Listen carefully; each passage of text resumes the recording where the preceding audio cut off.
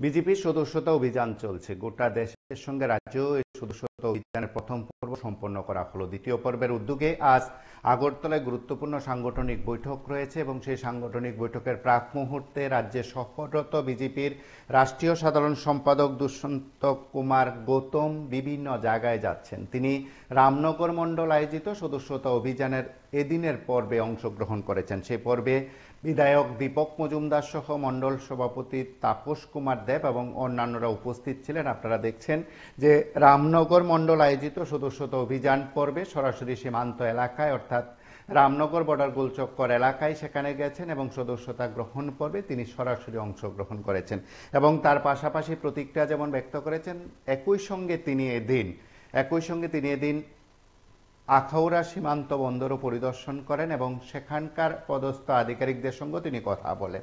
আন্তর্জাতিক সীমান্ত এলাকা পরিদর্শনকালে বিধায়ক দীপক মজুমদার সহ অন্যান্যরা উপস্থিত ছিলেন। সকলের উপস্থিতিতে তিনি সেখানে সবকিছু খতিয়ে দেখার চেষ্টা করেন, নিজের মতন করে সবকিছু জানার চেষ্টা করেছেন এবং সেখানে কিন্তু তাকে ঘিরে বলা যেতে পারে যারা সীমান্ত এলাকার যারা পদস্থ আধিকারিকরা আছেন, বিএসএফ এর আধিকারিকরা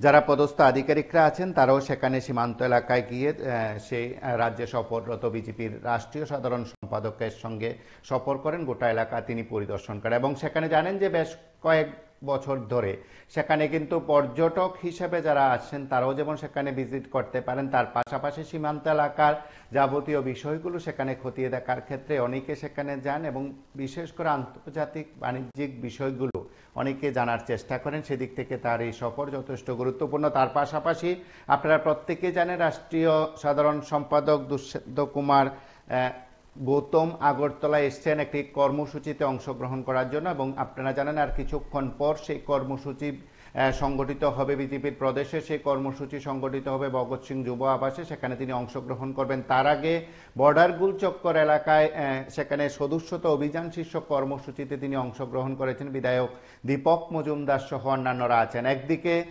আন্তর্জাতিক স্থলবন্দর সেখানে পরিদর্শন, সেখানকার সংশ্লিষ্ট সকলের সঙ্গে সেখানে কথা বলা, তার পাশাপাশি তারপর কিন্তু সদস্যতা অভিযান দুই পর্বে কিন্তু তিনি সামিল হয়েছেন। একদিকে স্থলবন্দরে গেছেন, সংশ্লিষ্ট সকলের সঙ্গে কথা বলছেন, সেখানে সবকিছু পরিদর্শন করেছেন।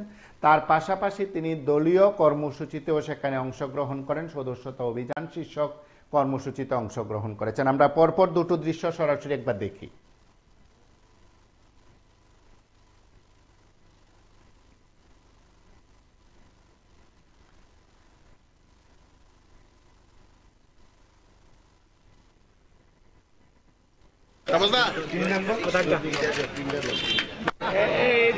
একটু দাঁড়াও।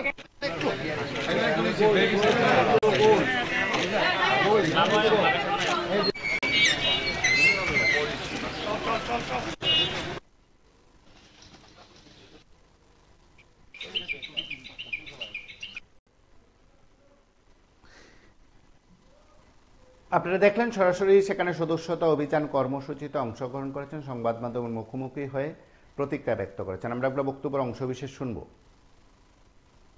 भारतीय जनता पार्टी के सदस्यता महापर्व तो लगातार 6 वर्ष बाद होता है। पुरानी सदस्यता रद्द हो जाती है, नए सदस्य बनते हैं।